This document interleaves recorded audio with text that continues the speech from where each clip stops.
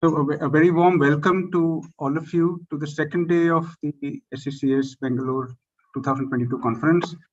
We have an exciting lineup of events today, but we start with uh, this plenary session by Dr. Dolly Kikon. We're really very happy to have her here. And to introduce her, we have one of India's leading sociologists, Professor Amita Baviskar from Ashoka University. Welcome, Professor Baviskar. So I'll hand over the mic to you so that you can go ahead and introduce Dr. Dolly Kikon. Thanks very much. Thank you, Venkat. And a very good morning to all of you who are attending, and a warm welcome to Dolly Kikon, our very distinguished speaker this morning. It's a pleasure to introduce Dr. Dolly Kikon. She teaches anthropology and development studies at Melbourne University. And I'm especially delighted that you have invited her to speak, because I think that her work is essential to the ways in which we need to think about the real challenges to conservation on the ground. Dr. Kikon's work is on the political economy of extractive resources. She also looks at that in the context of militarization and migration in the northeastern part of India. And her work is richly detailed and complex in terms of situating policies of extraction, in terms of how they affect different people in terms of their ethnicity, their genders, and their wider question of slower cultural change that comes along as a result of these deep structural processes. The questions and concerns that Dolly Kikon's research addresses emerge from her deep engagement with Northeastern India. And I think it's notable that she first approached these as a human rights lawyer and a community rights-based activist. And she focused on land rights among tribal communities in Northeast India, especially on questions of land and resource ownership, along with questions of autonomy and in securing ethnic rights and guarantees as provided by the 6th schedule of the Indian Constitution. So these questions of resource rights and governance are central to any discussion about conservation in our country today. She's gone on to look at the work she's gone on to be a part of the human rights advocacy work around trying to repeal the Armed Forces Special Powers Act, which, as we know, has been devastating in its long-term impact in the states of the Northeast, where it has been in place for a long time. Dolly Kikon's book, Living with Coal and Oil, is, I would say, absolutely recommended reading for anybody who wants to understand the ways in which the work of extraction happens not only with the initiatives of states and powerful public as well as private sector capitalist organizations, but also involves communities in particular kinds of ways, so that they're both divided about these claims, but also then become part of a new set of aspirations around what it means to be modern and developed. And for those of you who are interested in histories of migration and how communities change their outlook when they interact with others, her work on migration, particularly the book Leaving the Land, written with Beppe Carlson, is an excellent introduction to the topic of migration from the Northeast, how it changes people who work in Delhi, Bengaluru, and other places, but also how it changes the places that they call home. And from the point of view of this particular community, I would also like to recommend Dolly's work on food and belonging, food as a cultural set of practices that through which people express themselves, their sense of community and difference, but which also then results in stigmatization as well as discrimination from others. She's currently working on a book titled Practicing Food Sovereignty, Indigenous Peoples and Agroecological Relationships in the Eastern Himalayas. And her focus is on fermentation, from fermented bamboo to soybean and a whole set of other practices which haven't been looked at in terms of particular cultures and agroecologies. And besides writing several books, she is also a frequent contributor to not only academic journals, but also to popular, more accessible media. And she has directed as well as produced a film on called Seasons of Life, Foraging and Fermenting Bamboo Shoot During Ceasefire. So I had not thought one could have the words bamboo shoot and ceasefire in the same film title. But I think that just goes to show you the extraordinary richness and the layered nature of the kinds of realities that Dolly Kikon so superbly brings before us and interprets for us. So I'm delighted to welcome Dolly Kikon, and I look forward to her talk with great interest. Thank you, Dolly. Thank you so much, Professor Baviskar. It's an honor to be introduced by you. We really, I think, went through university and a lot of the critical thinking around ecology and the environmental turn in the country following your work. So it's an honor to be here on the same, I think, forum. And I would like to thank the conference and the organizers for inviting me. It is the student conference on conservation science, and I began to wonder whether I'll be able to do justice. And yet I feel that it is very important, and I speak as a teacher myself, that the humanities, social sciences, and STEM need to come together to work. There are lots of amazing intersections happening both in the world of, I think, ideas, advocacy, and art to look at how we can care and begin to care for the world around us. So I thought that this morning that I would focus perhaps on something that is often not discussed in very highly serious intellectual spaces, the topic of love and what does it mean. So the title of my reflection this morning is Falling in Love with a Spirit, with a Tree Spirit, Understanding Indigenous Ecologies in Northeast India. And I would like to share with you all a story from the Chang Naga community, and I acknowledge the elders who shared this story, and also my fellow Naga anthropologist Tia Toshi Jamir, who wrote this. So I'm going to spend some time reading this story for all of us. So if you are listening this morning, whether online or via live streaming, get your tea, your coffee, and this is going to be a storytelling session that we are going to perhaps spend some time together today. So the idea of falling in love with the spirit trees from, like I said, the Chang Naga community legend, and it is called Sungmo and her tree lover. So I'm just going to read out this story. Long ago, there lived in Changsang, Mongku, a rich man named Namang Beshang, who had a beautiful daughter named Nayong Sungmo.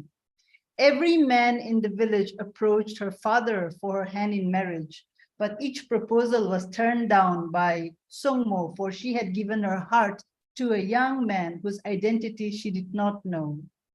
Namang Beshang believed that his daughter would one day make the fair choice for herself, but was worried about this secret lover who would turn up to court his daughter every night and leave at the crack of dawn. Nobody knew about his identity. Even Sungmo tried to look for him in the village in the morning, but all in vain. Finally, one day, she decided to tell her father about him and said, "Abo, a fine young man comes to my bedside every night. He appears to me wearing a black shawl. He stays the night and leaves the following morning. He refuses to tell me where he comes from or what his name is. And though I have tried, I have failed in all my attempts to know anything about him. Namang Bashang listened keenly to what his daughter narrated. Pondering over it for a while, he said, "Take this olok," which is a wind chime, tie it to the end of his shawl. Do it as he wakes up to leave without his notice. Go and look for it during the day, and I'm sure you will find him in no time. She did as she was told and tied the wind chime to the tassels of her lover's shawl, just as the young man was leaving at the break of dawn. The next morning, Sungmo went in search of the wind chime, but there was no sign of it anywhere. Tired of searching, she gave up all hope and finally headed back home. Just as she was walking past the massive banyan tree that grew in front of her house, its leaves rustled.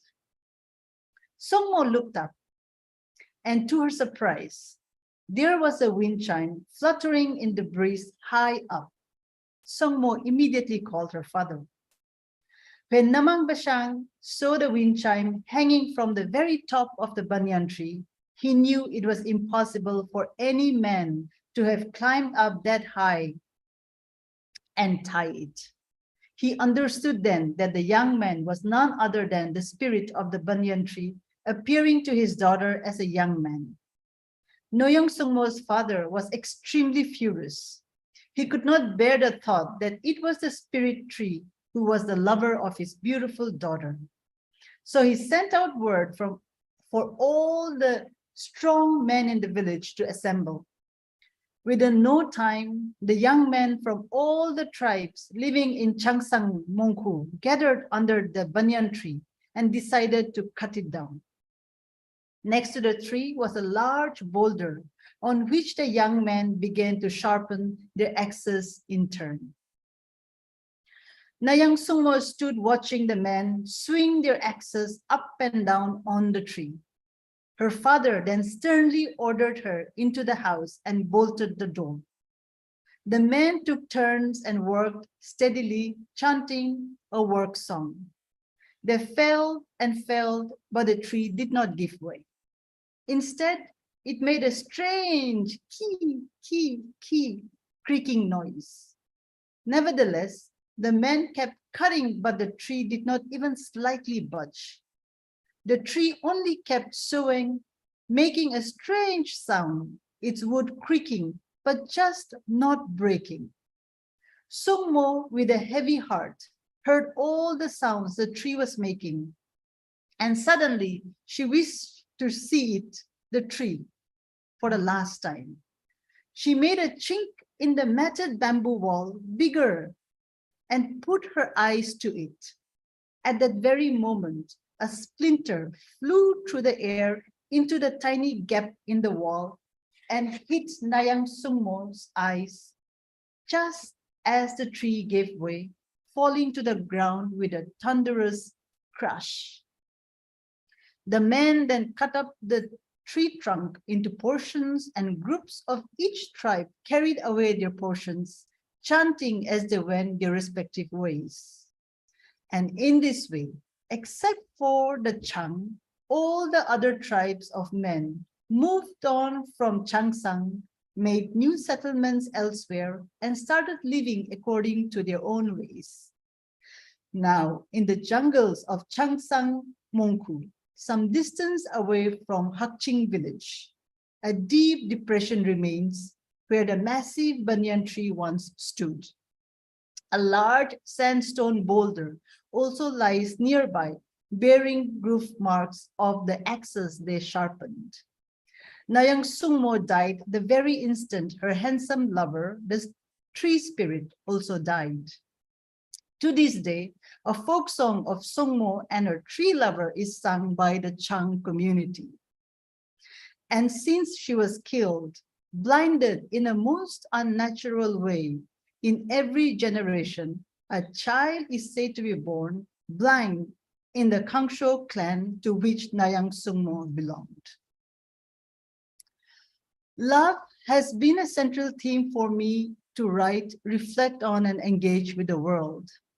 My first attempt to engage with love as a concept was in my first book, Living with Oil and Coal, Resource Politics and Militarization in Northeast India. My first academic book, Living with Oil and Coal, was a culmination of a 24-month-long fieldwork along the foothills of Assam and Nagaland, geologically part of the Assam-Arakan oil basin in the Himalayas. This ethnography examined citizenship, social justice, and environmental politics in a deeply militarized hydrocarbon landscape. I focused on social bonds and the gendered relations in the indigenous Naga coal mining villages and the oil exploration sites along the foothills of Assam.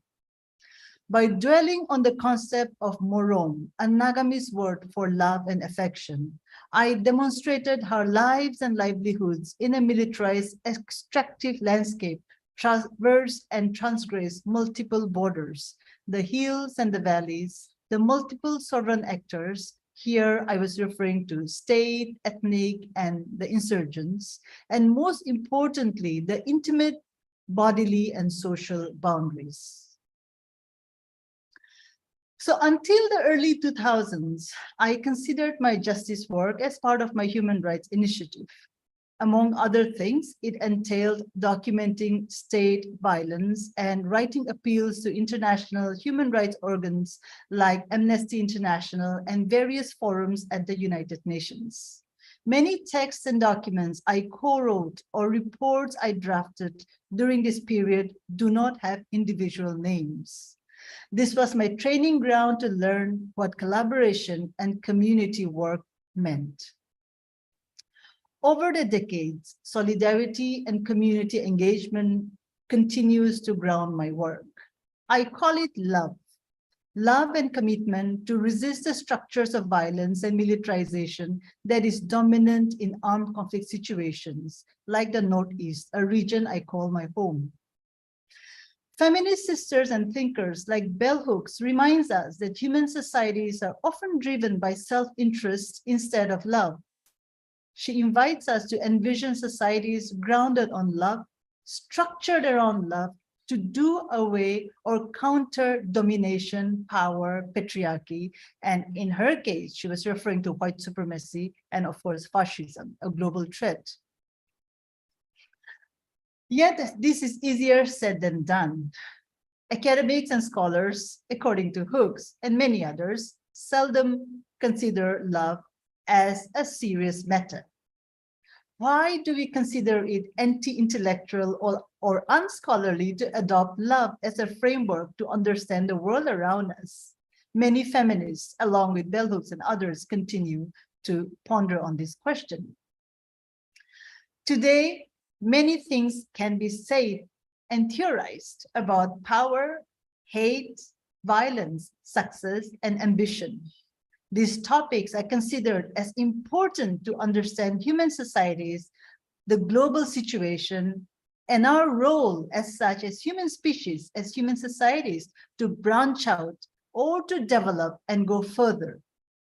In contrast, love appears as a negation. To attribute or to love is attributed different things, right? Different kinds of suffering, loss, and sacrifice are connected with love.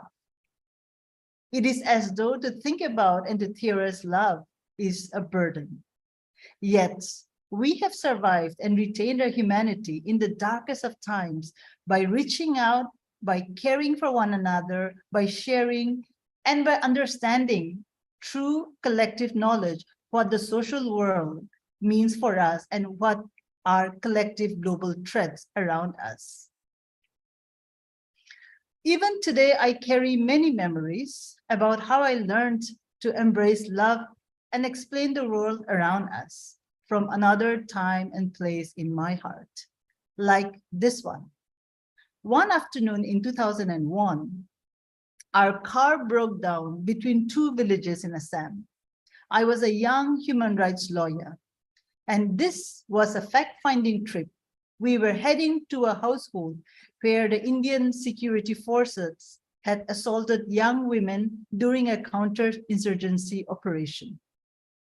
While we waited for a mechanic from the next village to arrive and fix our broken car, I sat down with my colleagues and learned how to fish with a bamboo stick and a hook that was made of tin.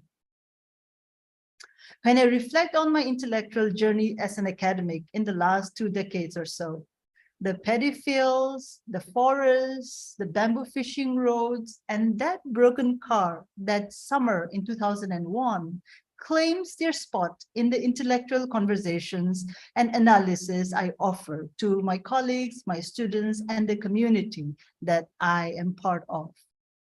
They remind me that love and life often happens outside of our narrow interests and planned trips.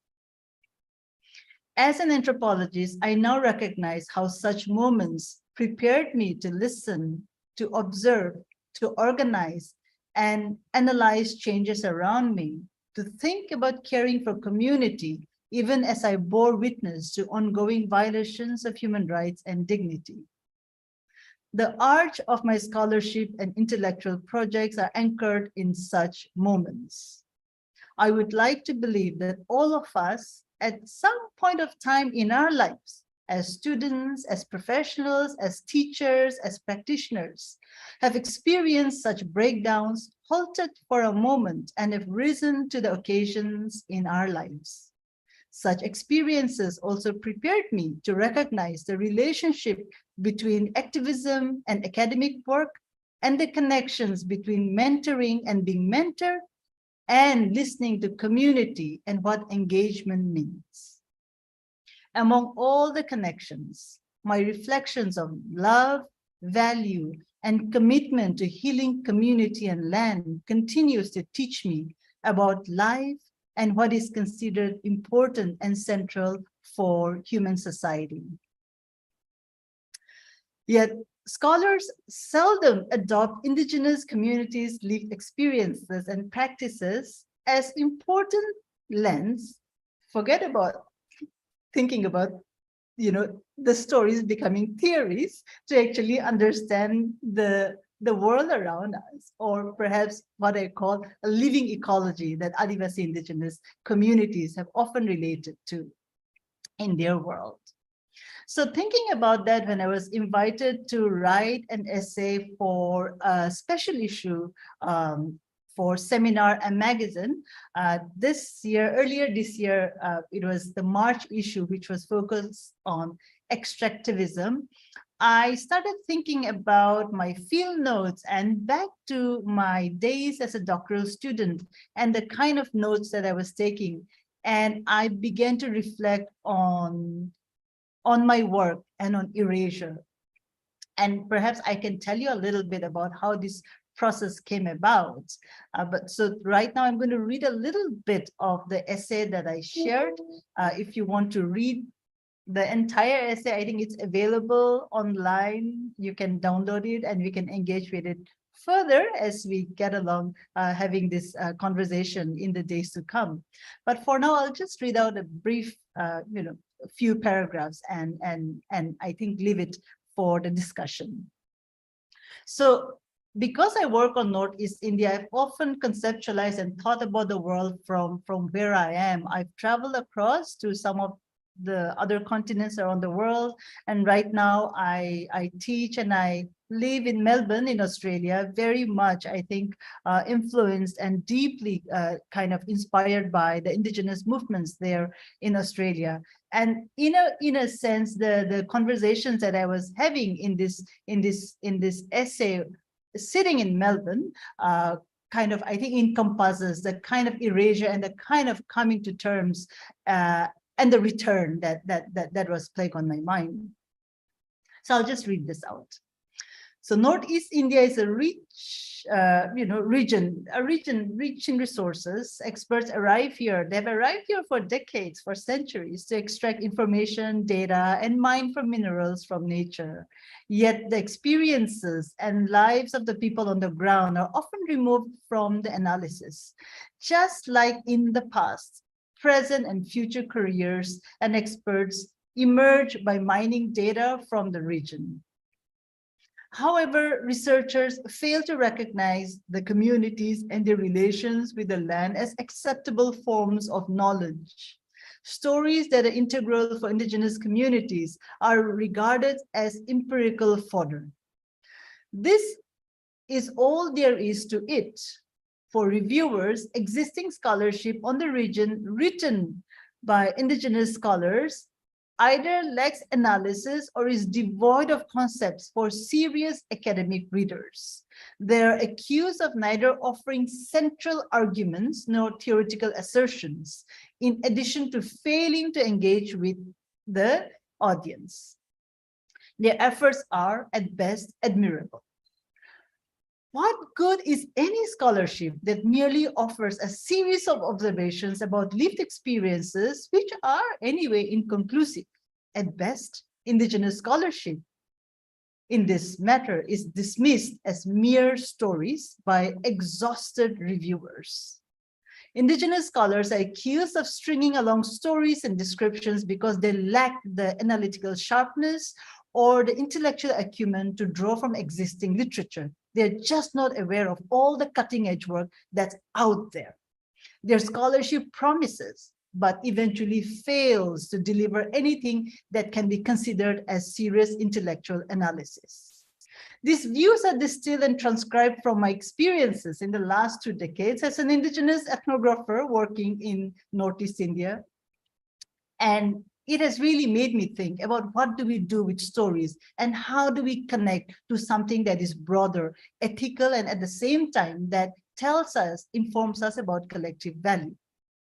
The world of academic scholarship and experts seldom finds it necessary to introspect how research and the production of knowledge and intellectual authority constitute a fortified realm of reason founded on hierarchies.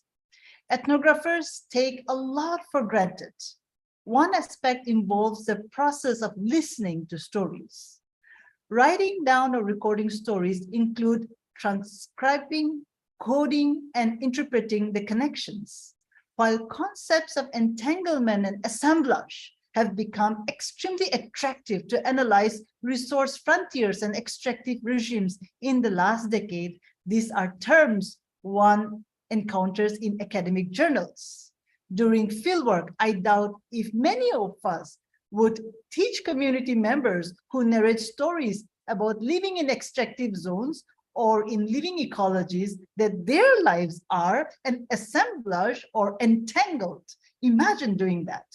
We formalize and categorize their lives into neat concepts and then further argue to elaborate the mastery of our own training and skills to showcase academic expertise and authority. In the essay on stories as theories I wrote for the magazine seminar this earlier year, around March, I drew from oral accounts and written texts to present the living world of an extractive landscape.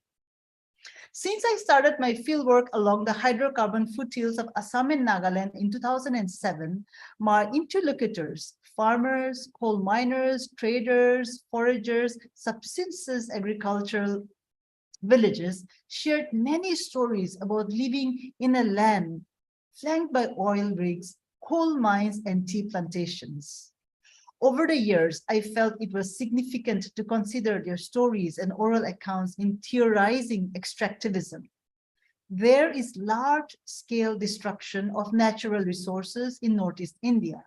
Water resources, forests, and foraging areas have been devastated in mining areas across the region. The Bagjan oil spill, which occurred around 27 May 2020 in Assam, drew attention to toxic crude futures of the region. Yet the exploitative nature of extractive resource regimes, such as hydrocarbon and tea in Assam, dictate development and livelihood models for Northeast India. There is a sense of urgency to address the environmental concerns and the consequences of extractivism. As the rush to address and analyze the extractive regimes around us intensifies, the reference to community is inserted merely next to terms like displacement, climate change, and resistance. But their accounts, which are embedded in community practice of storytelling, are cast aside. Intellectual and academic pursuits around extractivism are immersed in references to concepts and arguments. Yet, as Coe's Miwok anthropologist Peter Nelson so eloquently noted recently, the production of knowledge in academia has stolen the authority of indigenous people, quote unquote, to tell our own story. Thus, in conversation with indigenous scholars like Nelson and others, I began to dwell on stories and assert their significance in creating theories about extractive worlds and also living ecologies, which I often encounter in Northeast India and across perhaps indigenous landscapes like Australia as well. I learned about erasure after revisiting my old field notes and transcriptions when I was a doctoral student, and that's like more than 10 years ago now. Irrespective of the life worlds I encountered during my fieldwork between 2009 and 2011, along the foothills of Assam and Nagaland, the stories that I attended to were primarily grounded in human connections. And what I was trying to do was I was trying to prove that I was smart. I was trying to prove that I had to really keep up with a graduate school kind of a conversation, which really centered articulation and how sharp perhaps I could relate to Bourdieu or to Foucault or the kind of like literature, cutting edge literature that was there, right? And often not listening to what the field and what the communities were telling me.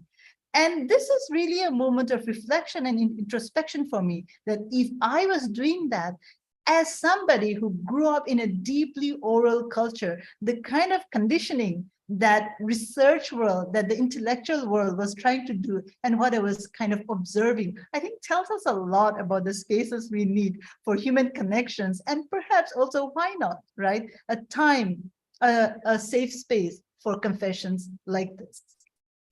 The village elder Uncle Kitan, whom I met along the foothills, described often how his village received different kinds of seeds after the Japan War, as he described the Second World War in this part of the world.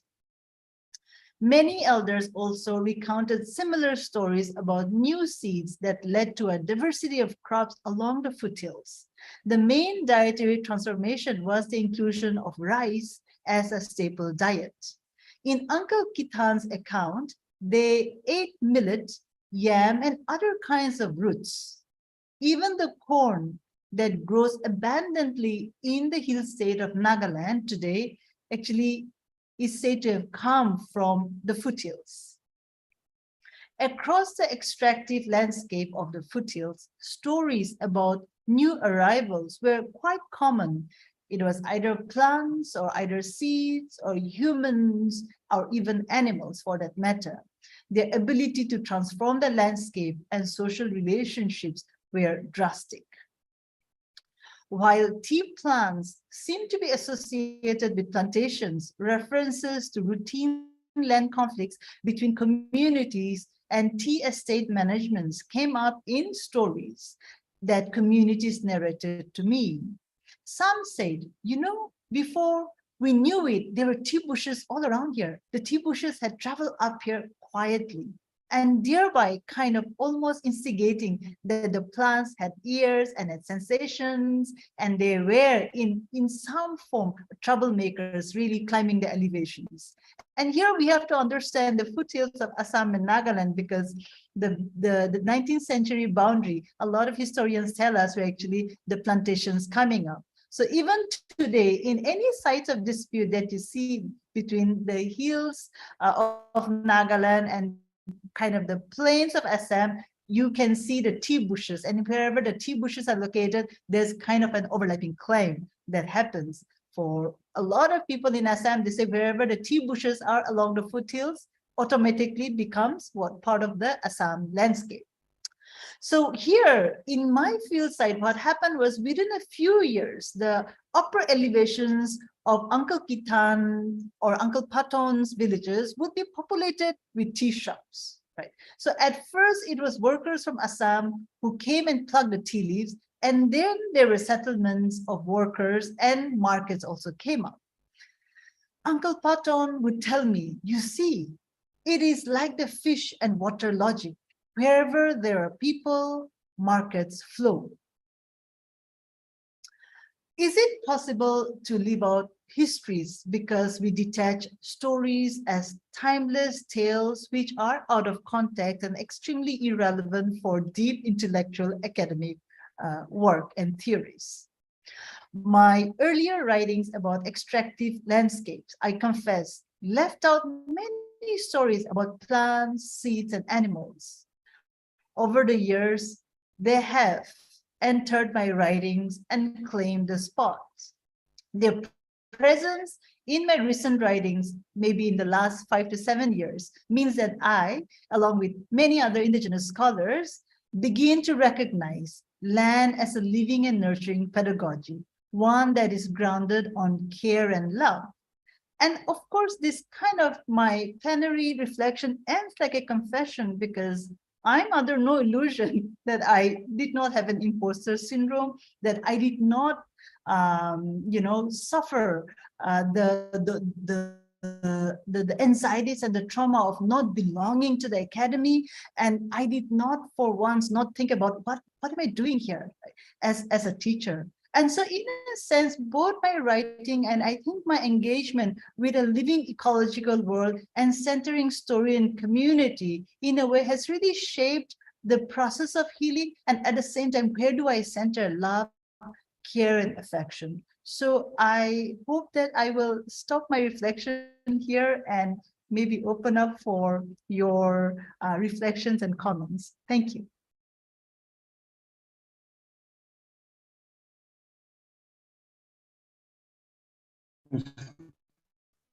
Thanks very much, Dolly. That was a really fascinating talk.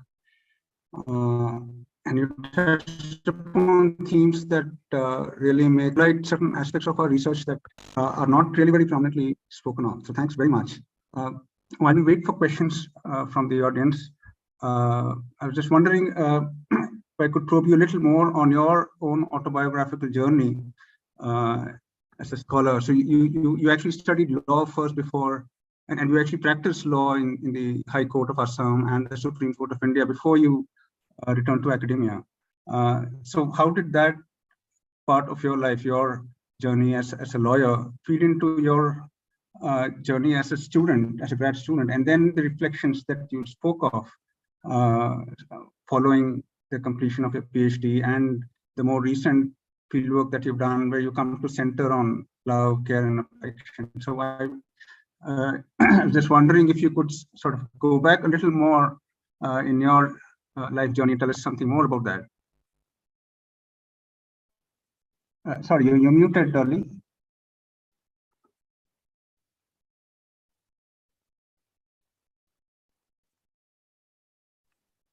Sorry, Dolly, you're still muted. Still muted. All right, so thanks, Venkat. I think we'll be going a long way this morning, to a journey that carried me so far. I studied law. I did my LLB from Delhi University, and I joined the Supreme Court briefly. And one thing that I fell in love was actually, looking at references and doing research for the senior advocate in whose office I think I was learning how this was done, and I had a longing to come back home. I think by the time I was in Delhi for 7 years, and I was also realizing that it was around the time when It was the Indo-Naga ceasefire agreement took place in 1997. And what happened after that was that as I was part of the Naga People's Movement for Human Rights, I still am. And hang on, oh my gosh, okay, I need to, okay, sorry about that, yeah. And so what started was the journey of conscience and the journey of hope. And as very young Naga activists, like, you know, in the law world, we were very influenced by what was happening in South Africa, the Truth and Reconciliation movement. So I think for a lot of perhaps our friends, you know, in South Asia, maybe it might have been something new. But for us as young lawyers in the human rights movement, we were really looking at South Africa and what was happening. So I remember, you know, at the Indian Social Institute and so many places across Delhi, we were actually listening to Desmond Tutu. We were actually looking at the live trials of what was happening. And what happens when justice, you know, mercy, forgiveness, love. I mean, what is more significant? I didn't have answers to any of that. In the neighboring state of Assam, we were actually just looking at a very violent decade of the secret killings. It's known as, I think, yeah, the throughout the 90s, till the 2000s, a very horrifying period of the decade of the secret killings, where some of, I think, Assam's best thinkers, poets, human rights activists, including, you know, the late Paragdas, were killed. So it was around the time when, imagine doing law as a young woman, and of course, you know, there's nothing else. There's no term, Venkat, during that period like racism, right? You know, that existed in this country. I was very fortunate to have amazing teachers like Uma Chakravarti and others who were really giants, you know, in that world of women's movement, of feminism, who were mentoring us about what it meant to care for community. So I always said that Delhi actually has my soul in terms of, you know, being nurtured by teachers. And I think they had a big role in sending me back to the region, because they nurtured me and they loved me so much that I began to see the region as well, that, you know, I need to go back. So I came back and I joined the Guwahati High Court for maybe very, very short time, less than a year, because most of the time I found myself going for fact-finding trips. And these were things that my teachers taught me in Delhi University, whether through the PUDR, you know, I had teachers in my classroom who were constantly engaging, you know, with the Adivasi issue, with Kashmir. And I saw my teachers do that. So it was for me so natural that, you know, you have to be part of fact findings, right? To figure and to understand that. And I think the example that I gave, you know, was one of the many fact finding trips that I was. And my teachers would come from Delhi, from Hyderabad, from other places across the Northeast. It was such an amazing period of solidarity and teaching, you know, one another about collective journeys and struggles. And so that's when I decided that more than the court, actually, I was in the field, and I fell in love, right, with writing, with documenting. And there was a professor who came and who saw me as an informant. So because I needed some extra money, I would, whenever established scholars would come to the region, I would be their informant, I would be their guide. And one of them said, listen, you need to go back to school. Have you ever thought of that? And, you know, both my parents didn't finish college. I mean, they didn't go to college. So the idea of going for research, I mean, law was a big deal, right? Going for further research never occurred.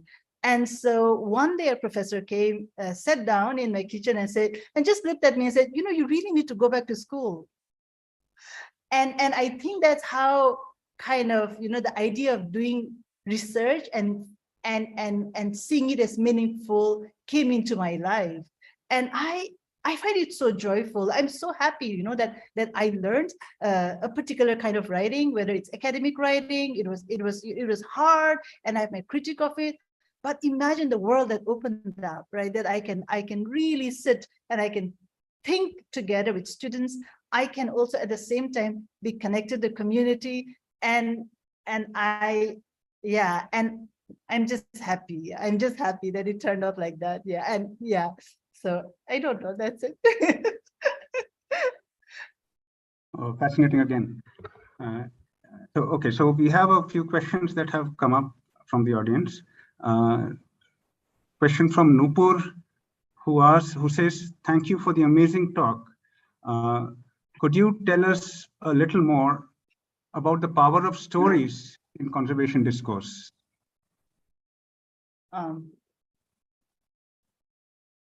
Okay, I think for us, this is so central, no? Because when we go to communities, especially in terms of conservation, I'm fascinated by community connections with other beings around us, right? Every communities, particularly Adivasi indigenous communities, have their souls, you know, have their lives entangled with tree spirits. I grew up in a world of spirits, you know, and I'm not ashamed to claim that, you know, this spirit world is something that really I think makes us humble when we enter a forest and doesn't know where to go. But at the same time, the power of stories in conservation is really central for us to understand what is it that the state is trying to tell us and what is it that the community is trying to tell us. And I think as researchers, you know, because I'm here in a student conference with a lot of future scientists who will do amazing work with community, I would like to challenge them actually as scientists to find a way to center stories. Because at the end, think about your own skills, that you go back to your loved ones. At the end of your field, you call up friends, and what do? You don't give them equations. I'm sure you do, you know, some part of it, but you tell them stories. So stories, I think it's one of the oldest form of communication, of expression that we have. And conservation writings, narratives, particularly scientists and the social sciences coming together have done, I think, some of the most fascinating works on looking at ecology, living ecology. And so I think the power of story is amazing. The second thing about the power of story and ecology is that when it comes to drawing boundaries, right, let's say like between the reserve forest and the community land, I mean, there are so many conflicts that arise. But where is the boundary, let's say, for an animal who's crossing from a village to the forest, or from the village, or from the forest to the village, right? Maybe humans can stay out of it, but often the boundaries are so blurry, and communities know so well through their stories what is a mating season, you know, how do we kind of respect, how do we stay away from particular places. And I think the more we erase that kind of community ecology connections, the more we also desensitize the community to think about animals or other beings, including the forest, only through a very commodified lens, right? And I think both as scientists and as social scientists, we are, how can I say, creating a violent pedagogy in that sense. And so I think not only stories, but also art, songs, majority of our philosophies, indigenous philosophies, Adivasi philosophies, are in songs, in rhymes. The idea of story is also really important, third, because of language. So in my own current work on food, Venkat, I'm discovering how indigenous languages actually is connected to forest. So the name of a plant in our language dies once the forest dies as well. So language, existence, and subsistence are, I feel, all connected. So I think that's where stories matter. Thanks very much. There is a very passionate response to that question. In fact, we had a workshop on storytelling in conservation yesterday, and we're actually looking at performing arts, theatre, trying to involve these forms of communication into the conference. So we have, for example, we have a panel discussion on theatre and conservation immediately after this plenary. But for the moment, there are more questions coming up, so let me now go ahead. So Professor Bhaviska has a question for you, Dolly. Professor Bhaviska, would you like to go ahead with it? Yeah, Dolly, that was a wonderful talk. Thank you so much. I have a question that really comes out of the power of stories, because I think some people may go away with the idea that stories are what indigenous people have and what states and researchers have as science. So a kind of opposition of culture and science, whereas, of course, that's not what you're saying at all. And what you're pointing to is the way in which stories are, in a way, commentaries on all the things that make life worth living. They make it meaningful. And that a world devoid of stories, devoid of souls and spirits, is really not a world that anybody lives in, not just indigenous people, but all people. So your work is really pointing to the power of the kind of stories that, in fact, you didn't have time to talk about, namely the stories told by the state or the stories told by a particular view of science, which treats all the important things which people in their hearts know are important. Even researchers know, as you pointed out, that these things are important. They get treated as externalities. So is it always in some ways a point of view where one questions science and the way in which the state uses it to legitimize extraction by saying, here are our rich and wonderful stories? Or does one also take apart the stories that states support and states push in order to legitimize extraction? I think the fact that you worked in so many different registers as a lawyer, as an advocate, as an anthropologist, really places you in a great position to be able to address that. Thank you so much, Amita, for that wonderful question. And I think you have really answered, you have really given us an insight through the question, some of the ways in which we really need to reflect on.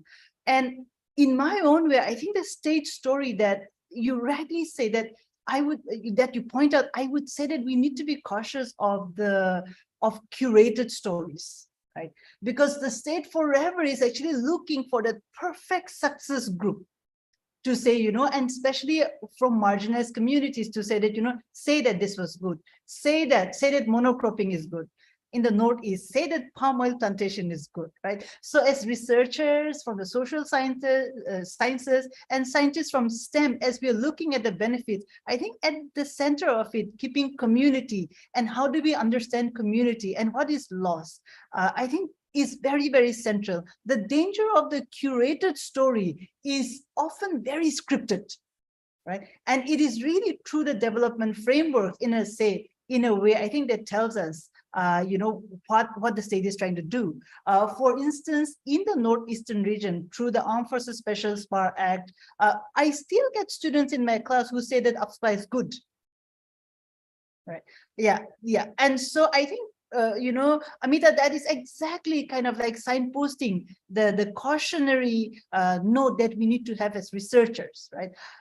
They come, they say AFSPA is good, and it is also kind of a conditioning that's happening. I still have students, first generation tribal students who come and are deeply kind of triggered with anything that's tribal, right?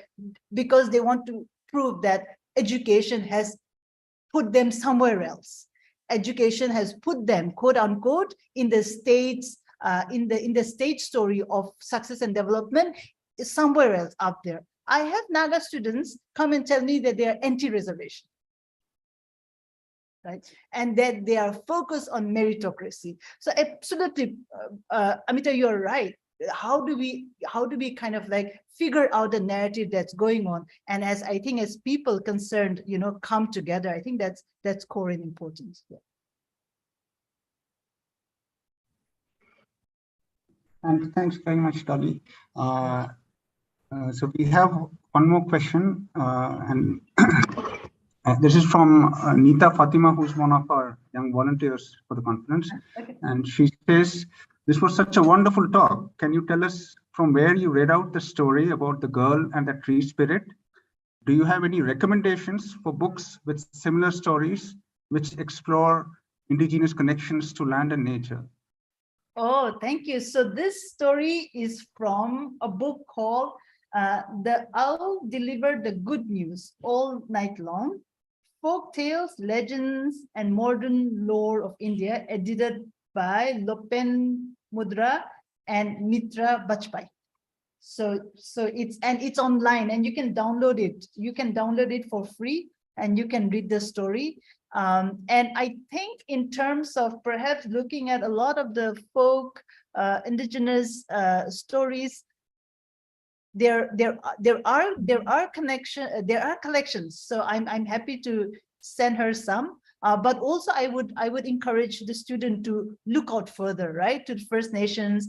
I think whether it's North America, Latin America, or Australia has such a rich repository of oral legends, and about the birds of origin. And so I think those are fascinating places to look at. Yeah. Thanks. One more question now from Julie. And Julie says, thank you so much for your talk. It was really interesting. What do you think of the indigenous stories or the taboos related to animals and plants? Did that happen for real in the past? It still happens. The taboos on plants, on animals, it still happens. I'm from the Lotha Naga community, and my people come from a district in Nagaland called Wokha. And the highest mountain there, one of the highest mountain, is called Mount Tiyi, T-I-Y-I.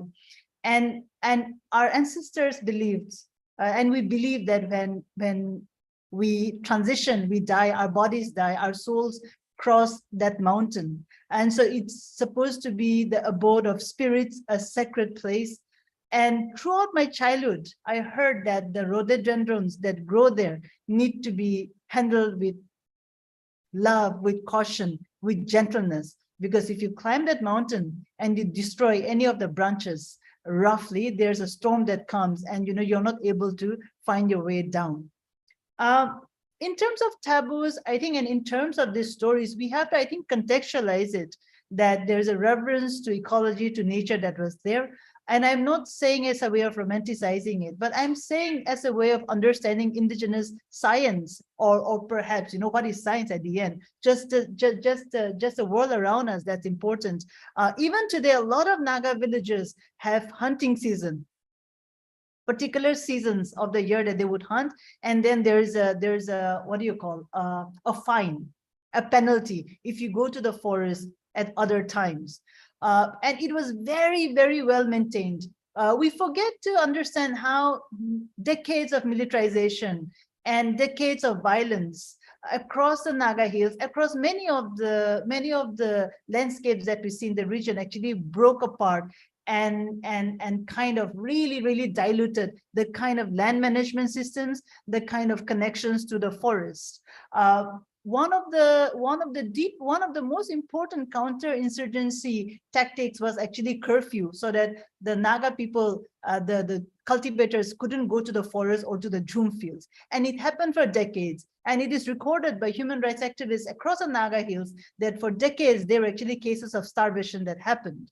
So for us, imagine as communities where foraging is so central to our food, to our lives, the kind of taboos that we had about the forest was both to protect forest, animals, and also community. You may come to the Naga areas and you may say, well, this is not there, Dolly is just bullshitting, right? That's not true. But I want to contextualize it as an anthropologist who's really looked at human rights movements and decades of the effects of Armed Forces Special SPAR Act. We think that UPSPA impacted only human society, but animals and plants and the forest have been deeply impacted because the forest was then defined as an unsafe space where only violence reigned. And in that process, without understanding, the state cleared all the forests and introduced monocropping and introduced all kinds of extractive practices. So I feel that those connections about what is taboo, is it still practiced, those kind of stories definitely is there. But I would encourage students in the sciences, in the conservation, especially when they go to regions like the northeast region of India, when they go to the tribal belts in India, to understand the political history that is really centered on dispossession and violence. Thanks very much, Dolly. I'm afraid there are more questions, but unfortunately we've come to the end of the session because the next session is about to begin in about a minute. So, but we'd really be delighted if you could join Slack and respond to some of the other questions that have been posted there for you. Yeah, So definitely. it's been a really, really very interesting plenary session. It's been an excellent start to the day. Thank you very much. Thank you, Venkat. Yeah. Thank you, Yeah. Professor Baviskar. Thank you. Thank you so much, Professor Kikon. Thank you, Venkat. And looking forward to the rest. Yes. Bye then. Thank you. And bye. To the rest of our audience, please join Slack. The next session is a panel discussion on theatre and conservation, and hope to see many of you there. Goodbye.